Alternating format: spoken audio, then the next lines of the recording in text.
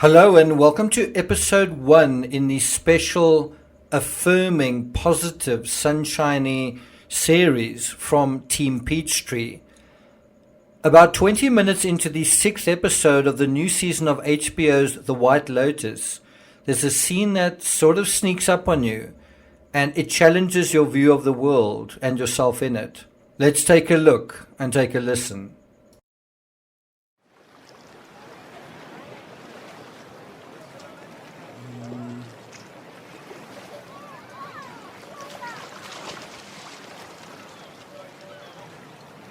Do you have any goals? What? Goals? Yeah. What's some of your goals? I don't know.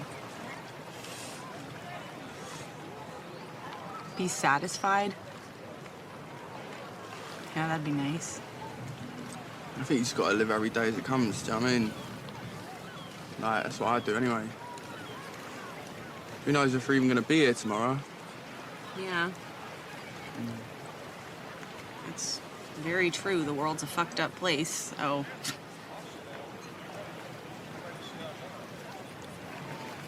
What's wrong with it? You joking? Pretty fucking good world, I'd say. Literally everything's falling apart. You'd rather live in the Middle Ages then, would ya? When they were ripping each other to shreds, yeah? They were way worse than ISIS or any of them lot. Like, it's a fucking miracle anyone's even left in Europe. All we've been doing is just fucking hacking each other to bits and burning each other at the stake. I'm ready for another beer. What I'm saying is, right, we're fucking lucky. Do you know what I mean? Like, we're living in the best time in the history of the world, on the best fucking planet. If you can't be satisfied living now, here, you're never gonna be satisfied. So let's get pissed. Eh? Come on. Grab that. So, what did you think of that? And you do kind of get a sense that that is something you don't think about. It's something you feel with the heart, right? You don't wrap your head around it. You just sort of feel your way to say, yeah, we should be happy with where we are. But I think there's a way that one needs to do both. You need to think critically about, and obviously it's within a narrative. Obviously all of this is within the schema of that series. And you've got to bear in mind the person who's dispensing this wisdom is living a very fucked up life himself. In fact, he's basically participating in a murder. He's sort of an accessory to murder. He's a particularly fucked up individual in this story. And he's giving advice to someone who's sort of lost and who's also starting to suspect that there's something wrong about this guy, right?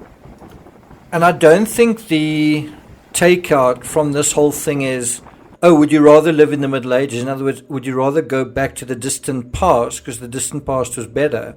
No, we want the trajectory of the present, the modern world, to kind of go in a little bit of a better direction than things like pandemics and nuclear war and climate change and all of that kind of thing. Social media numbness and disconnection, right?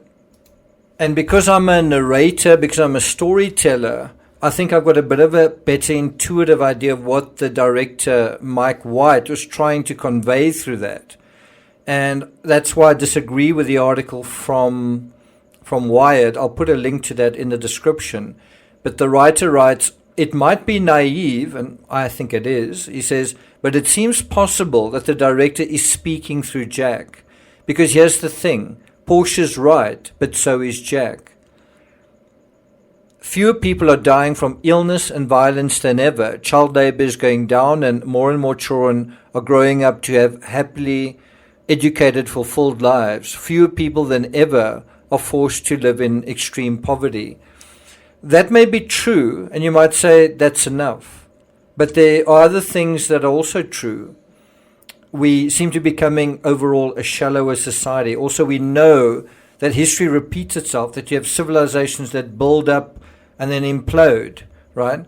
And I think, I don't think it's really, it's almost like the alcoholic who says smoking's worse and the smoker who says alcoholism's worse. It kind of just seems to be an excuse to do nothing about it, to congratulate yourself on what a great world you live in. And if we come in from the true crime community and we say one crime is one crime too many, then that's the right attitude. Not, oh, well, crime is going down, let's all relax and have a beer. No, one crime is bad enough, right? And I think one's got to take that attitude. Things don't have to be perfect. But I also think by the same token, you don't wash away everything and say everything is okay. In the article on Wired, the writer writes that by the end of the episode, we learn that Jack is not at all the happy-go-lucky fellow he posits to be.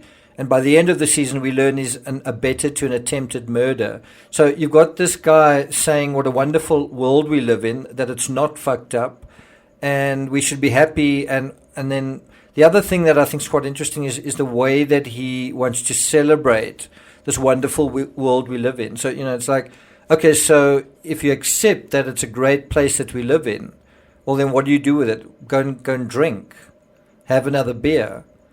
What about something else, like go for a walk, go for a hike? All of those sort of different things that are actually existing in the world, because it kind of makes you think, if you think the world is such a great place and then you want to drink, which is really escaping from it, then do you really believe that the world is such a great place? Or are you actually living a lie?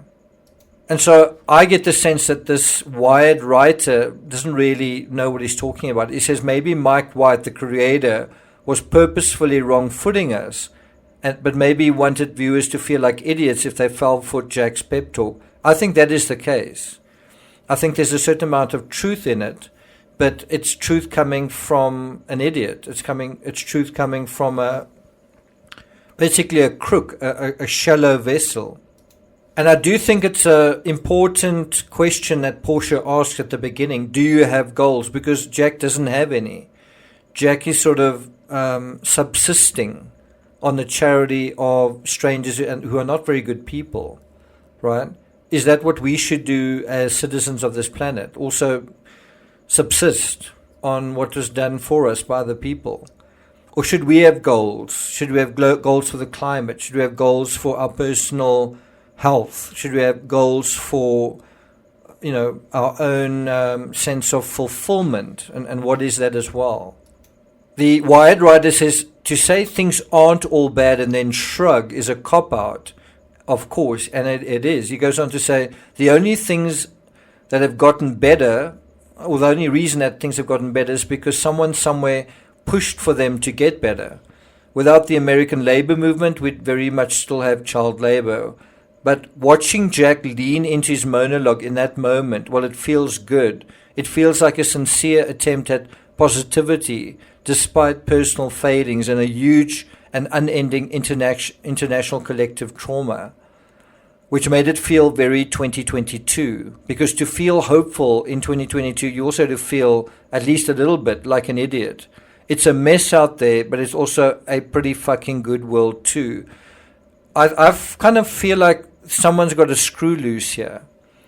We have a serious thing taking place right now, which is a war in Europe. And to say things aren't all that bad, and to say let's have sincere attempts at positivity. I do think one's got to look at our lives and the world in two almost different ways. The one way is you look at your world in terms of your world, where you live, right? And try to be a good citizen in terms of that, right?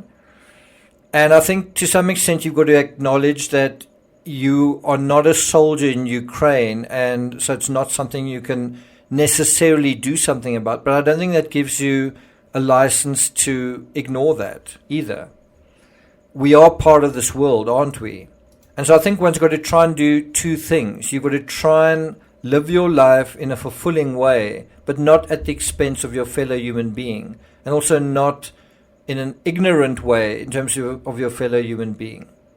I think one of the ways that you make the world more of a mess is you said, such a great place, let's have another beer.